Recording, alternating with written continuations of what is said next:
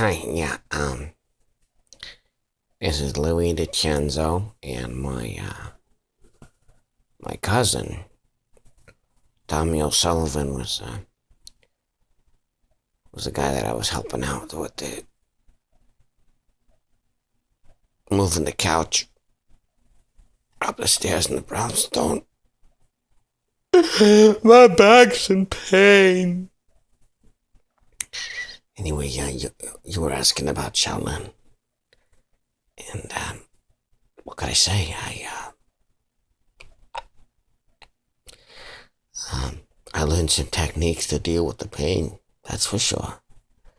And right now, I'm actually using that particular technique of breathing and focus.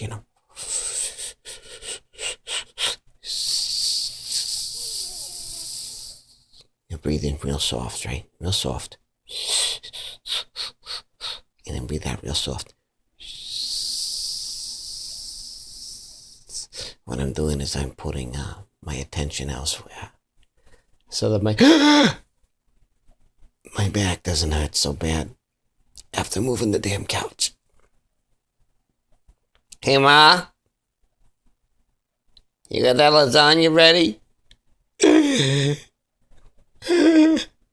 It smarts, it really does. But my first experience with Shaolin was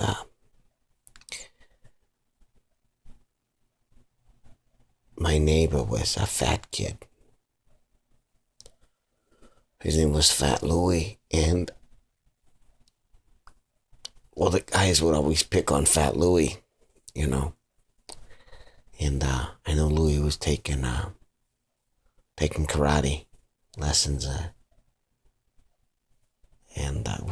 Grandmaster at the time was Master, and down at the YMCA there, and he was really working hard, a real long time. And one day in the lunch line, I got my tray of the green beans and the roast beef and mashed potatoes and the milk. I had a carton of milk, and Fat Louie was in front of me taking his sweet time, of course, because he always got 2 trays, right?